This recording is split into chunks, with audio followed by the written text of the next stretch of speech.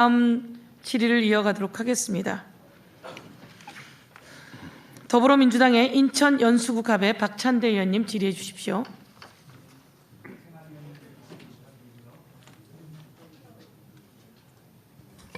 예, 박찬대 의원입니다. 네. 질의하도록 하겠습니다. 저 오늘 좀 분위기가 좀 익숙하지 않은 것 같아요. 어떤 분은 전직 강사로 나가겠다 뭐 이런 얘기 들은 적이 있는데 오늘 질의의 내용을 보니까 전직 작가로 나가셔도 될 분들이 많으신 것 같습니다.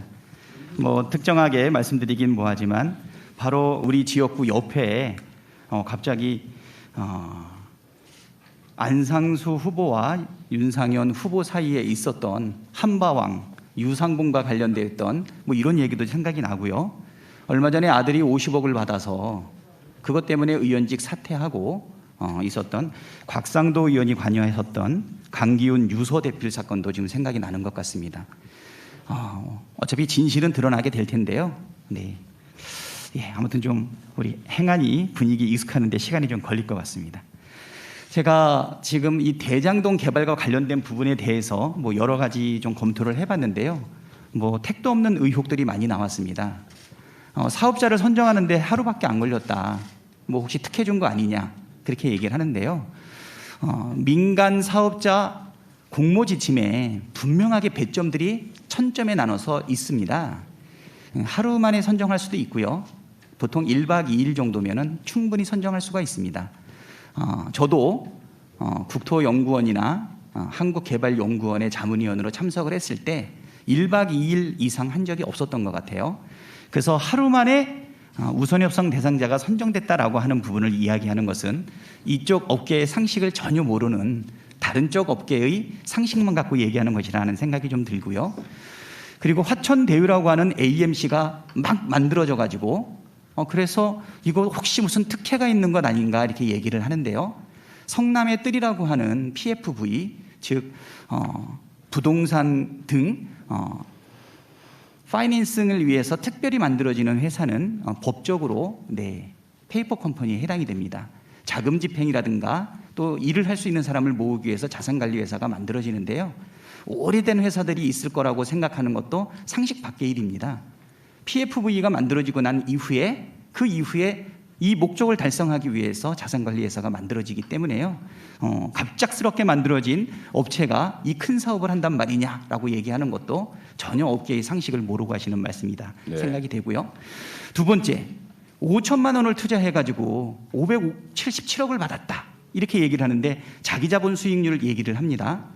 이 부분도 많은 국민들을 의혹에 빠지게 만들 수 있는데요. 이 업계는요, 투자 수익률이라고 하는 게 더 중요한 것이죠. 자기자본 수익률보다 1조 5천억의 사업비를 들여서 얼마의 이익을 남기는 것이냐, ROI라든가 ROA 또는 매출액 총이익률 이런 식으로 보통 많이 따지고 있거든요. 서로 생태가 다른 부분에 대해서 억지로 무리스럽게 넣기 때문에 이쪽의 상식이라든가 기본적인 내용을 몰라서 하는 말이다라는 생각이 듭니다.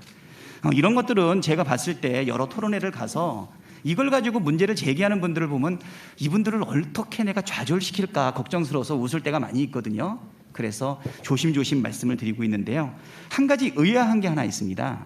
여기서 민간 사업자를 구성을 할 때 콘소시엄을 구성을 하는데 의외로 건설사가 빠져 있어요. 네. 보통 대규모의 부동산 투자 사업의 경우에는 누군가 돈을 대야 되고 보증도 해야 되고 기초 사업비도 내야 되는데 여기서는 지금 건설사가 빠져 있고 금융사 위주로 지금 이루어지고 있거든요.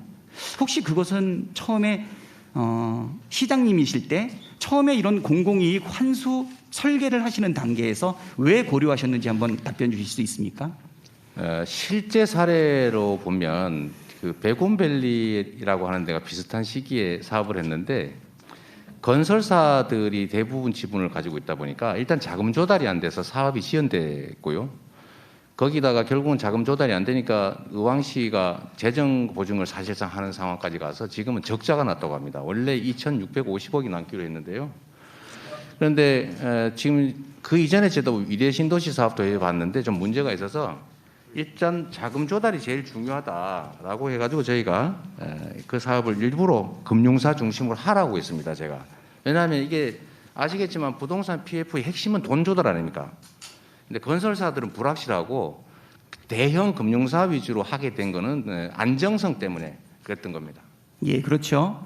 아까 뭐 자기자본 수익률이 이쪽 업계에서는 큰 의미를 못 갖는다라고 하는 게 법적으로 요구되고 있는 50억의 자본금이라든가 뭐 1,000만 원, 5천만 원의 자본금이 중요한 것이 아니라 이 사업을 수행하기 위한 1조 5천억 상당의 이 사업비 중에서 얼마의 PF를 일으킬 것이냐가 제일 중요하기 때문에 성남의 사실은 사업 파트너는 화천대유라고 하는 AMC가 아니고 금융기관 콘소시엄이라고 볼 수가 있겠죠. 그렇습니다. 만약에 개별 회사들이 했다면 아마 선정 못 됐을 겁니다. 개별 회사의 비중이 높다든지 했으면 아마 심사에 탈락했을 가능성이 많고 대형 금융사 그중에서도 실적 있는 대형 금융사가 많은 점수를 받아서 결국 하나은행 컨소시엄이 된 건데 그 개발업자들은 그 1% 지분, 6% 지분 뒤에 숨어 있었던 거죠.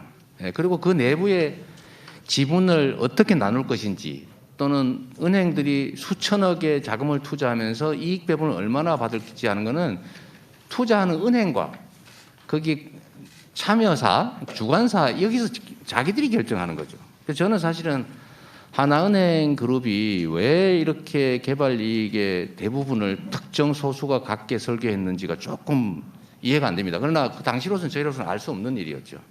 사업의 파트너가 화천대유였나요? 아니면 하나금융 콘소시엄이었나요? 하나금융 컨소시엄이죠. 거의 주관사 회사도 하나은행이었죠. 주관사가 하나은행이고 거기 참여사들도 하나그룹 관계사들이고 그 SK증권이 뭐 보니까 나중에 보면 6%, 화천대유는 0.9%인가 1%인가 그랬던 것 같습니다.